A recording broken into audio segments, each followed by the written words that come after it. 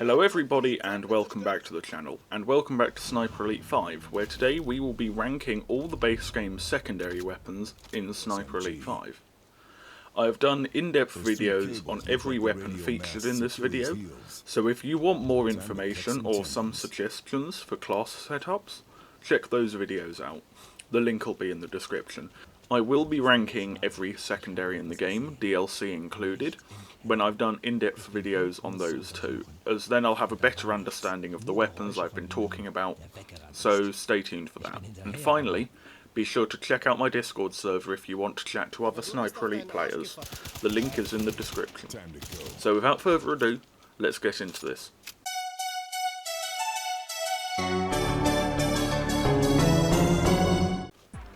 In last place, we have the Type 100.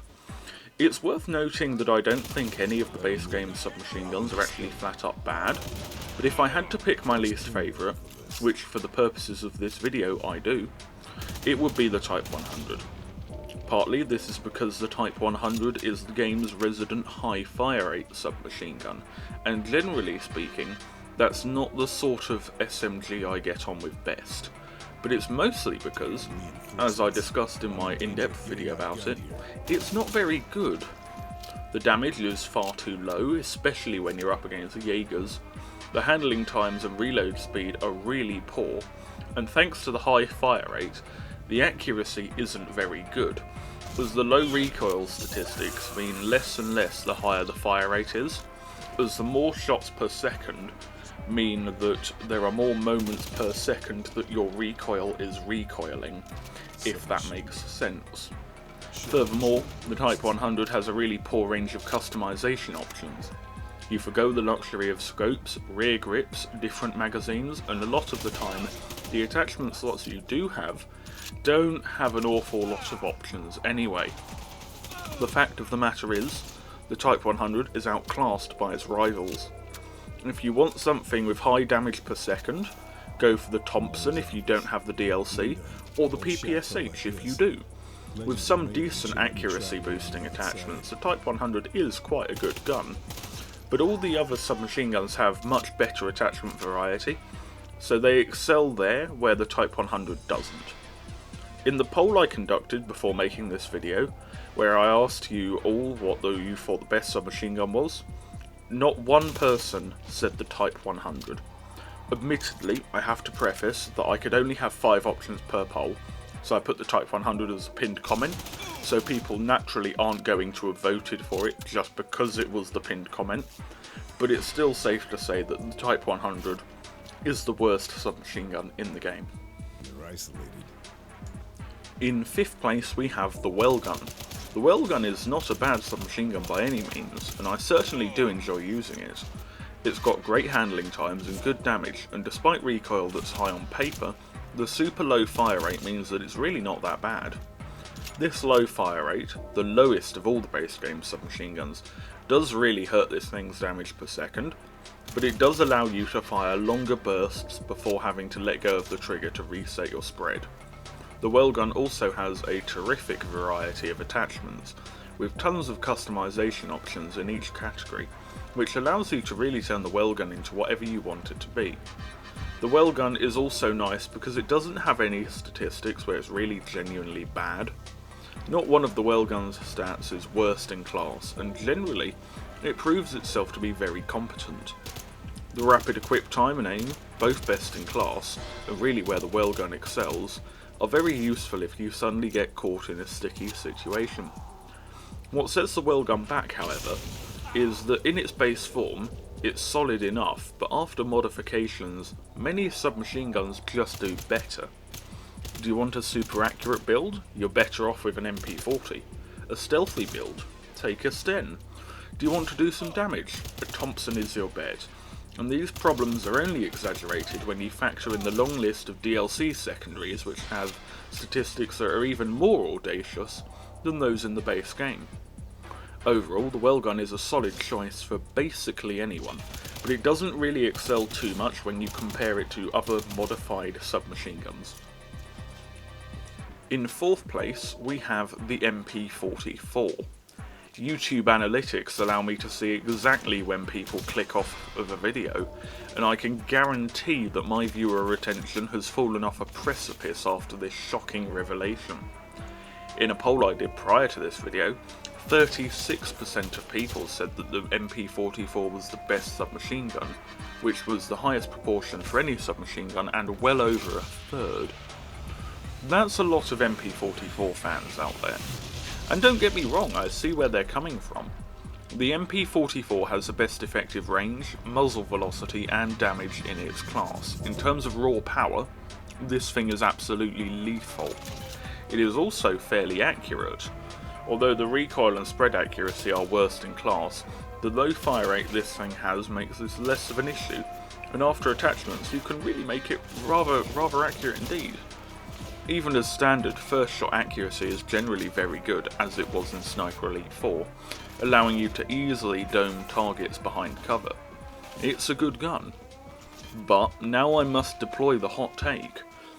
I don't see the point. The MP44 is not the best at being a submachine gun. The fire rate is too low, the handling times are really bad, and the aim stability is abominable. But as I discussed, the power is really good. This means that most MP44 enjoyers modify theirs into a sort of faux sniper rifle, and then go and shoot at targets a trillion meters away without scope glint. But my mentality has always been, why not just use a real sniper rifle? There are plenty of rifle options out there which compete directly within the shorter range band that the MP44 snipers usually engage in. The M1 Carbine, G43, Enfield and Peterson can all be configured to fight extremely well in this range band, but because you can hold your breath, they'll do better. And I know that taking a long-range MP44 allows you to take an ultra-long-range Springfield, which just doesn't work at medium range, which is fair enough, but I struggle to even understand the methodology behind that. When do you need the range of an ultra-long-range Springfield? Why not just take a sensibly appointed Springfield and a real submachine gun? I know that I'll be absolutely obliterated in the comments and on my Discord server for this, but the MP44 doesn't work for me as a sniper, and as a submachine gun it's just fine, and nothing more. In third place, we have the Thompson. The Thompson is, much like the MP44 we just discussed, a weapon of heavy pros and cons. It has tremendous damage, the highest in its class, a great rate of fire and a quick reload speed. This makes the Thompson an insanely high DPS weapon, capable of chewing through enemies whilst expending lesser ammunition than a fast-firing high DPS submachine gun like the PPSH or the Type 100 would. The reload speed is also the fastest of the base game submachine guns at 2.6 seconds, although this time has since been eclipsed by several DLC submachine guns. These factors all contribute to making the Thompson a really nice experience to shoot. It's possibly my favourite of the base game submachine guns in terms of fun levels. It feels able to kill reliably, perhaps more so than any of its competitors. However, the Thompson has several downsides. It's rather inaccurate, has small magazines of only 20 rounds, has terrible range, and is the noisiest submachine gun in the game.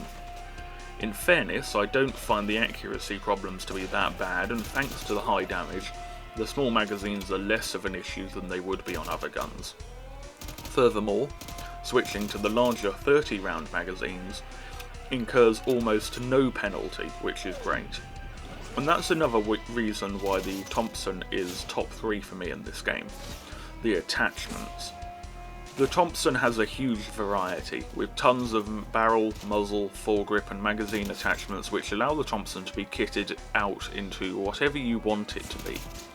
You can spec it into accuracy, or take the 100 round drum, a selling point of the Thompson by itself, and absolutely lay waste to people at shotgun range. Combining the high rate heatsink and the light and bolt attachment allows you to get your fire rate north of 1000 RPM, which is insane for a gun doing 45 damage per shot. Like the Welgun, the Thompson lets you go absolutely wild with attachments to create really anything you want, But unlike the Welgun, the Thompson is starting with an already really powerful platform for you to then improve. It's solid, versatile, and above all, dependable in any given situation. In second place, we have the MP40. There's a lot to like about this thing. We get good range, very good muzzle velocity, good damage, a sensible 550 RPM fire rate, great recoil control and aim stability, the best spread accuracy in the game, and really good handling times.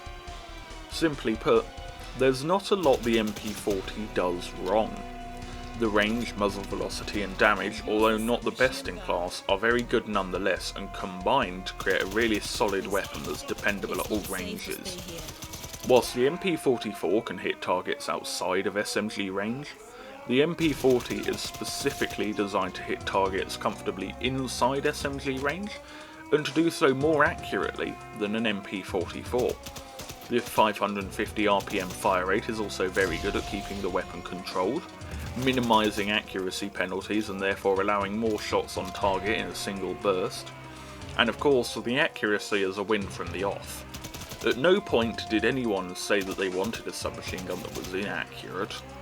To top it off, there's nothing that the MP40 really does wrong.